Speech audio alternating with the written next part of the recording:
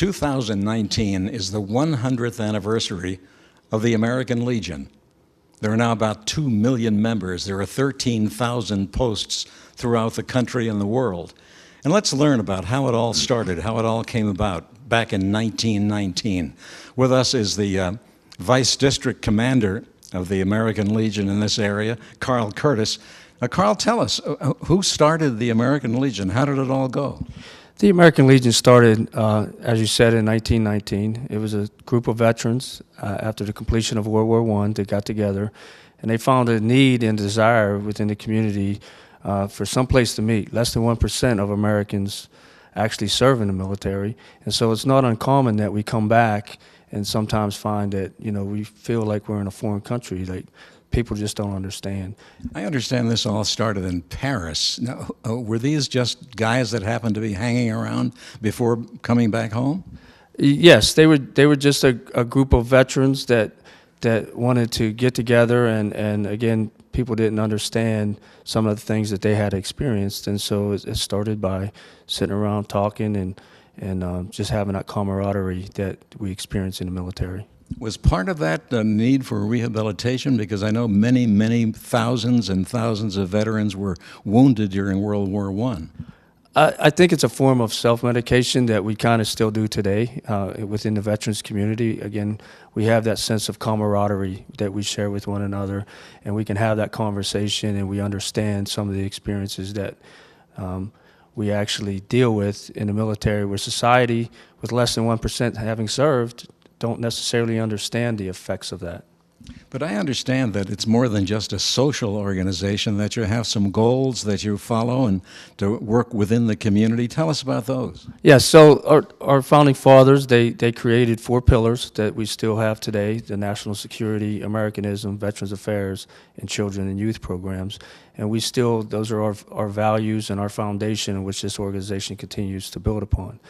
The national security, we focus on veterans rehabilitation, the VA hospitals, and the benefits that our servicemen and women that's important to them, not only while they're in the service, but also on the outside. And we work with our elected officials to focus on that national security. On the Americanism side, it's the patriotic. You know, we have challenges and struggles today about the American flag, and the American flag is first and foremost to us an important symbol, and we want to make sure that we preserve that. Veterans Affairs, again, we focus on the VA hospitals, and then children and youth, we have a lot of outreach programs for our children. It's important to us that we develop those. They're the future of our country, and we have a group of programs from the American Legion Essay Contest, the Oratorical Contest, the Boys State Program, the American Legion Baseball,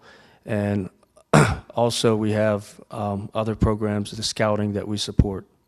In this day and age, when we see young people seemingly going in the wrong direction and not concerned about some of the principles that many of the older people do, those of us, do you feel you're making some headway, that you're getting the message across to this new generation? Yes, and again, our organization, we're focusing on making sure that we don't lose that. Unfortunately, in our schools today, a great deal of emphasis isn't placed on those things, and so we make sure that we work with our elected officials and the educators in the education world to make sure that we're focusing on them foundation things, the patriotism within this country.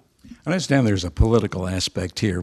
My understanding is, from what we've talked about before we started doing this program, that the American Legion was responsible for the GI Bill of Rights after World War II. Yes, it was actually handwritten by Harry Comer from the American Legion that started the GI Bill of Rights. And we continue to work and preserve that, and those are important benefits for the veterans when they get out to be able to continue their education and assistance. Now, who are the people that do this? Are these people that are lobbying continuously? I know there's some issues today about the VA medical centers, about veterans benefits and those kind of programs. We're not lobbyists. We're a nonpartisan organization, and we make sure that we stay there nonpartisan. We're simply looking out for the benefits. And so we meet with the legislators, and we discuss some of our concerns and ideas and the benefits, and we make sure that we're a focal point and we have a voice, and we're heard as an organization, and that's why our members are important. You know, it's at the local level that these important things are established, and through the national chain that we continue that communication to make sure that we preserve those rights and those benefits that our servicemen and women have earned.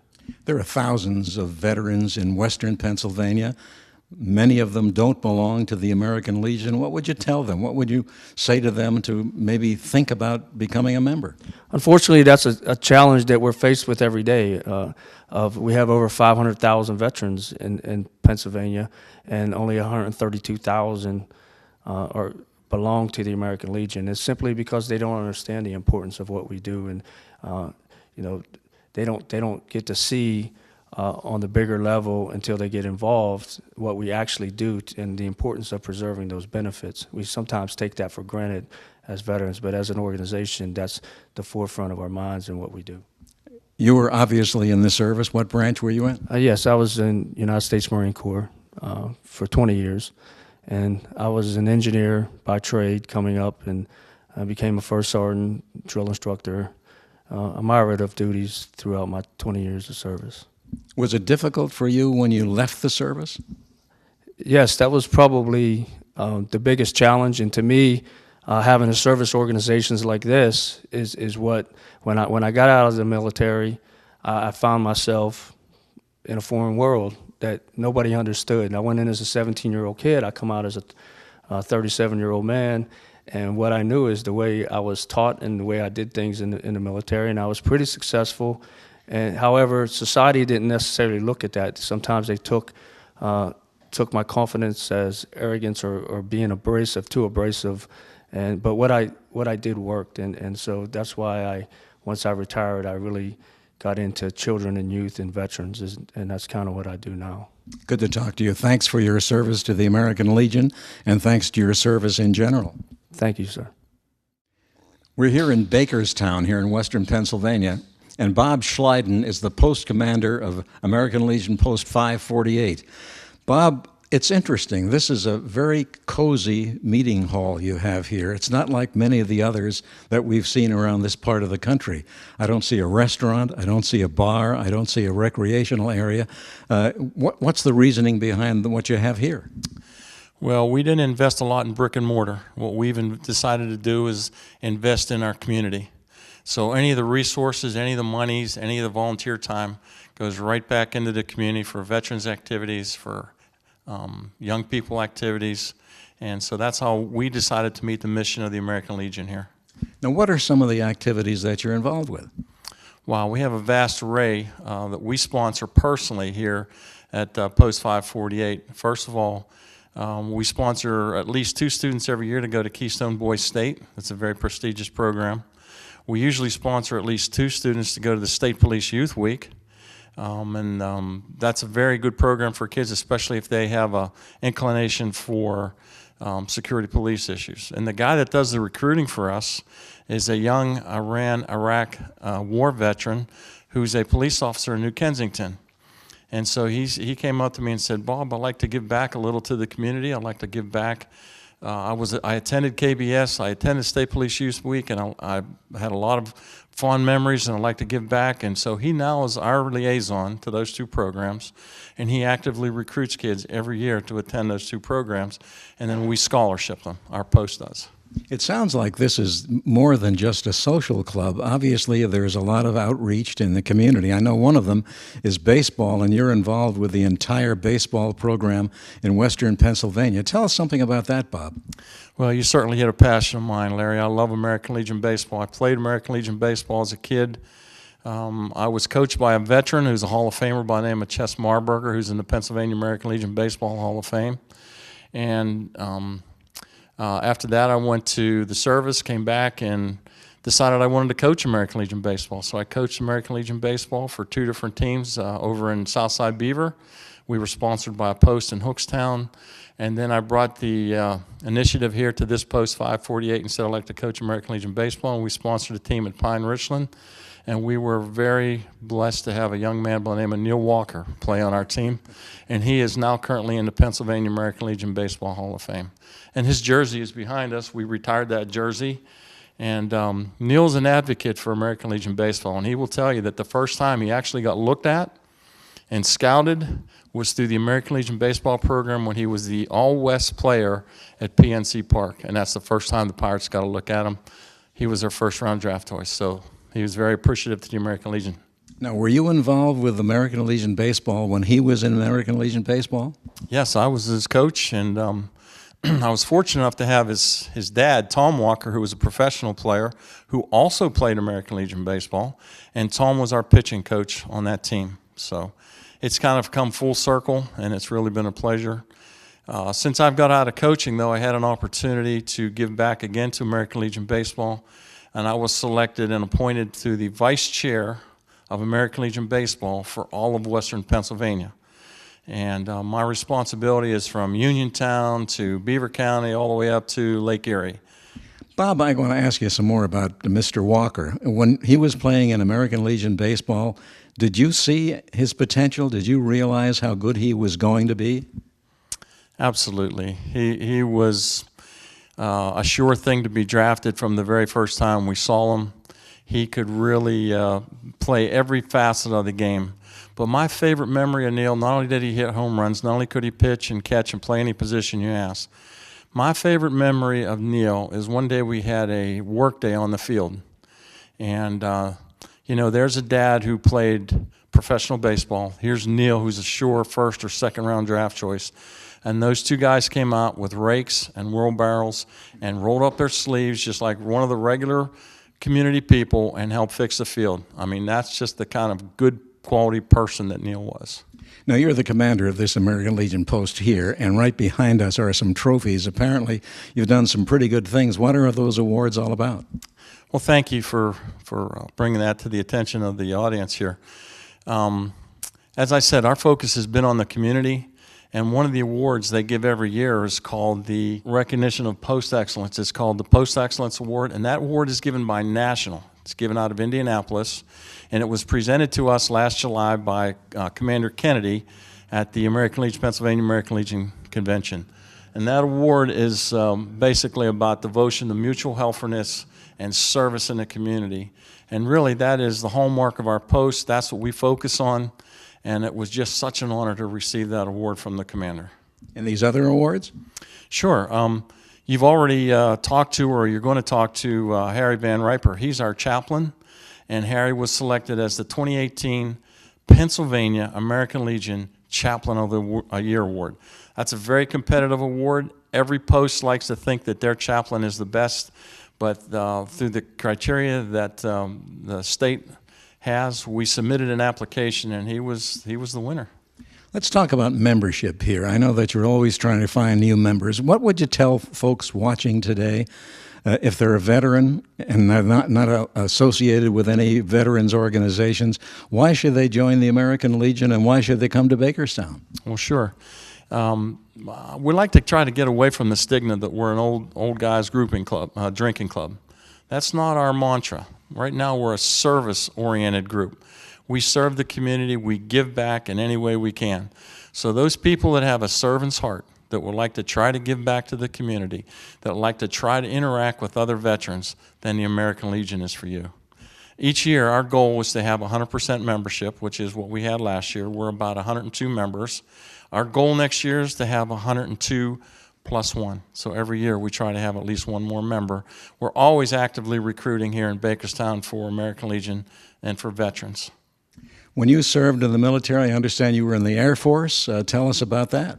I was proud to serve in the Air Force. In fact, the Air Force just had his birthday last week. And so my dad served in the Army Air Corps. I had a cousin that served as a pilot in Vietnam. And I served in the Air Force in the support side of the mission.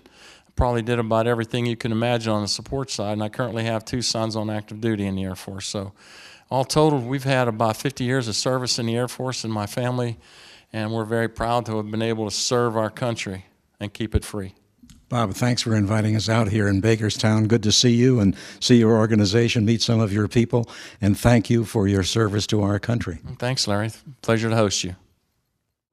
Harry Van Riper is a chaplain here at the American Legion. Now, Harry, what's the role of a chaplain in the American Legion? Well, I lead the post in prayer before and after meetings. We do graveside prayers for, when we do honor guard, and to keep people in a spiritual direction. The whole post, really. Now, I understand that you talk to many veterans who are suffering from psychological problems, emotional problems. How do you deal with that? I listen well. I think the big thing I can do is, not being a professional, is to listen. Billy Graham had a crisis seminar I went to, and they said that's the biggest thing you can do is to listen. They need somebody to listen to them. Well, are you afraid sometimes that you might misguide somebody because you're not a psychologist? No, I don't try to give them that kind of direction. Like I said, listening to them is what they really need. They'll talk sometimes for an hour and a half once we start talking. I talk to the people in the recovery program where I teach for the VA. And those guys will catch me afterwards a lot. Can I talk to you after class? And they're thankful, first off, that I'm a veteran, and everybody else there's not a veteran, so they really appreciate that I'm a veteran and helping them out. I'm volunteering, and they appreciate it. Now, I understand, obviously, that you're sensitive to what many of them are going through because you yourself were wounded in Vietnam. Tell us how that happened. Well, we got ambushed by a reinforced regiment, and I reached for reverse because tracks don't even stop 50 caliber, and I saw the guys on the ground pinned down, and I couldn't back up. Luckily, I had my hand up on there, or it had gone with the other one because it would have been in the same plane, but I got hit with an RPG. Took my arm right off. And now, when you got back, obviously you needed some counseling. What kind of help did you get? None. I didn't need any. They kept telling me I was supposed to be depressed, and I said, I'm alive. I was just happy to be alive. I mean, when I was there, it was all Tet stuff. I mean, I didn't see anybody go back because it was his time to go back. They went back dead or wounded. And so I went back alive after a 15% chance of living after they operated on me. Now, you go to the VA Medical Center quite a bit, talking to veterans, helping to counsel veterans. Is that difficult for you? No, I love doing it. I'm teaching, actually, in their recovery program. And I get to talk about God because these people are recovering, and right on the wall it's let go and let God, and so it's a wonderful opportunity. And they know I'm not trying to push it down their throat, but a lot of them talk to me afterwards about that too, and faith. I understand that you have become Chaplain of the Year in Pennsylvania. How did that happen? Well, the district chaplain said that everybody does post stuff. He said, but this guy's up here. It's all the stuff I do with veterans. Serving Our Sentinels, a nonprofit, I do their books. Veterans Connect. I teach in the VA, recovery. That's not even all of it, but I do a lot for veterans. I had a 15% chance of living. And what woke me up was a rocket hitting an ammo dump 8 days later. They didn't think I was going to wake up. I think that's God's alarm clock as far as I'm concerned, but I know He brought me through this, and I know He brought me through it for a reason. When I taught as a professor, I had veteran students, and they worked their buns off for me, and we just clicked. We clicked like there's a respect that veterans have for each other, a brotherhood, and it's very powerful. Thanks so much. Good to talk to you. Thanks very, very much. Thanks for your service. Thank you. Thank you for that.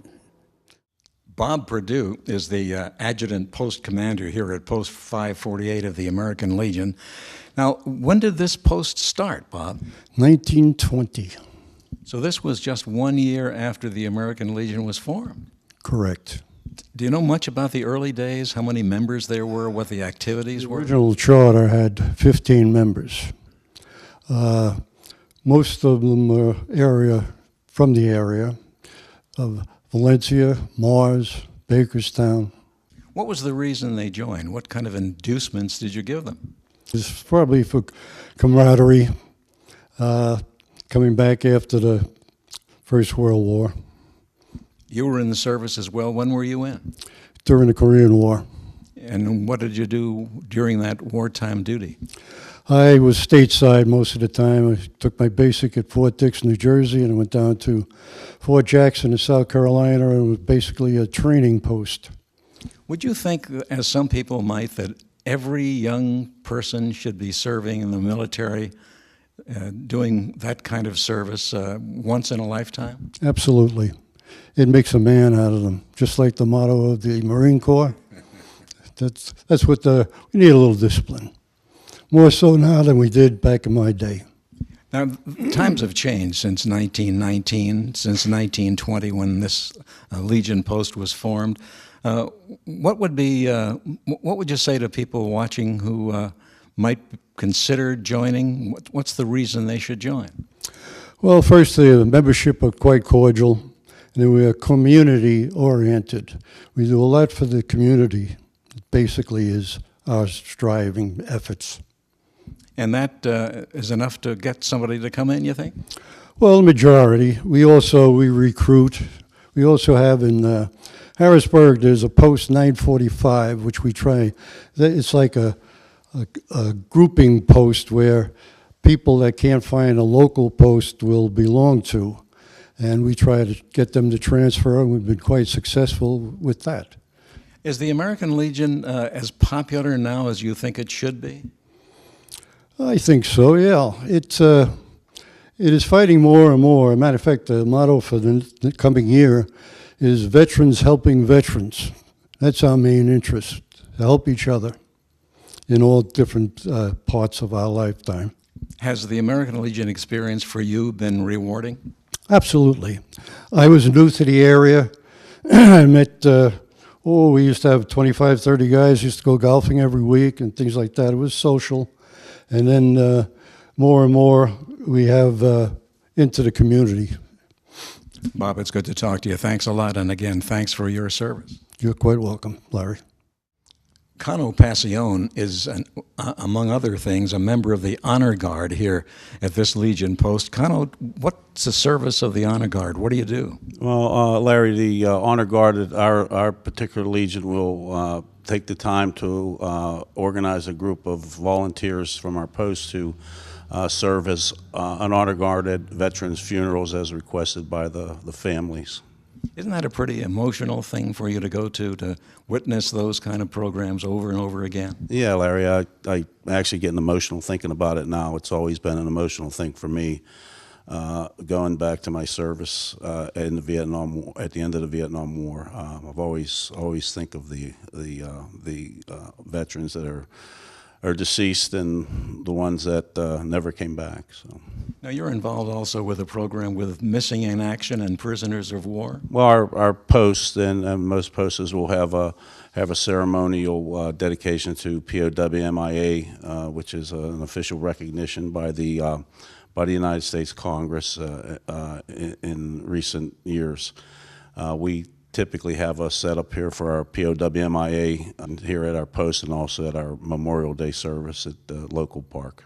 Now, most of the folks who've been on our program here today on Faces and Places were your age and maybe a little bit younger, but I'm sure you're interested in having young veterans join. What would you tell them? Well, that's always a concern of mine. I know Bob actively goes out, and as do some of the other members, to try and recruit newer members. We're always actively looking for particularly younger members. As you know, our older generation is dying off, and we have to recruit somewhere. And nowadays, there's a wealth of veterans out there available that we encourage to come be members. You were in the Navy. Tell us about your experience there. I was a U.S. Navy, 17. I left home, volunteered, went to boot camp, went to station in Japan. Got the honor of actually playing some football and baseball and traveling around the Pacific, entertaining troops. And when I wasn't in support in my duties as a radioman. What did being in the military service do for you as a person? Well, I'll tell you what, it made me grow up real fast. Like I had mentioned, 17 years old, I was headed down the wrong street, and I grew up real quick and matured pretty quick in the Navy. And a lot of my responsibilities today at the Legion I owe to my service in the Navy. Colonel, thanks very much, and thanks for your service. All right, thank you, Larry, for having me. Jeff Olson is the district commander of the 26th American Legion District. Now, Jeff, what geographic area does that cover? The 26th district covers Beaver, Butler, and Lawrence counties. It is comprised of 25 American Legion posts, roughly 5,500 members. Are most of the posts about the same? Are most of the posts like this one here? No, we have a lot of posts that are larger. They have some reception areas. As mentioned before, some of them have canteens or bar areas. And, you know, it's basically the design of the geographical communities that they live in as far as how they design their American Legions. What we've heard so far in the program today is that the American Legion here in Bakerstown really focuses on service to the community, service to the country. Is that the focus of the other units that you're involved with? Yes, it is. That is one of the top priorities. A lot of people don't realize that the American Legion does promote a lot of programs throughout those communities. So at times, they're the unsung heroes, so to speak. They don't like a lot of the applause and everything else, but more importantly, they believe in moving forward and moving the directions. More importantly, working with children and youth programs within the schools and sports programs and what have you. What was mentioned earlier, that one of the early programs, one of the early legislative programs that the American Legion was involved with is literally writing the GI Bill of Rights for the Congress back in the 1940s, 1944, 1945. What are some of the national issues now that the Legion is involved with? Well, it's always maintaining the college programs for the individuals, and especially veterans as they're coming back. We have a lot of retraining programs, job training programs that are available to veterans coming back. Now, you have to recognize, too, that society has changed so much over the course of the years from the 1940s to where we are now. And the way that individuals are perceived, especially veterans returning home, they meet some unique characteristics, and they do face problems, and we have to adapt our ways to help them with their problems, getting back into society, so to speak. Now, you have some programs directed toward younger veterans, veterans just coming out of the service. Is that becoming successful?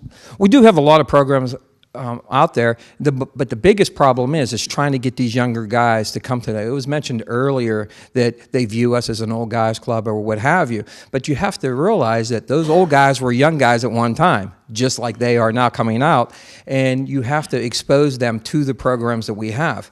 A lot of these individuals are starting families, they're coming back, and they don't realize the importance of the American Legion and the programs that it has to offer until it's too late. We have scholarship programs that are available to their students, for their children. We have scholarship programs that are also made available to the soldiers who made the ultimate sacrifice. We have all these programs available, but unfortunately, they're not promoted as much as we would like. Well, you've been talking about the men in the American Legion. Obviously, there are many women who are veterans now. How do you handle that? Good point. I'm glad that you brought that up. Women make up a lot of the veteran services, and that, again, what I said about society has changed. The women are entering into the veteran fields now. We're trying to encourage a lot of women to come into the American Legion to help make change, to help us serve them better. What better way to do that than have the voice of a woman? And last year we had the first national commander who was a woman. And that brought us into a new time and a new change. Hopefully, today's female veterans will take advantage of that and get more involved. Jeff, thanks for coming out. Thanks for inviting us out here and telling us about the American Legion. We appreciate your being here, and thank you for your service. Thank you so very much, and it's a pleasure to be here. Thank you. 2019, the 100th anniversary of the American Legion. I'm Larry Berg. We'll see you next time on Faces and Places.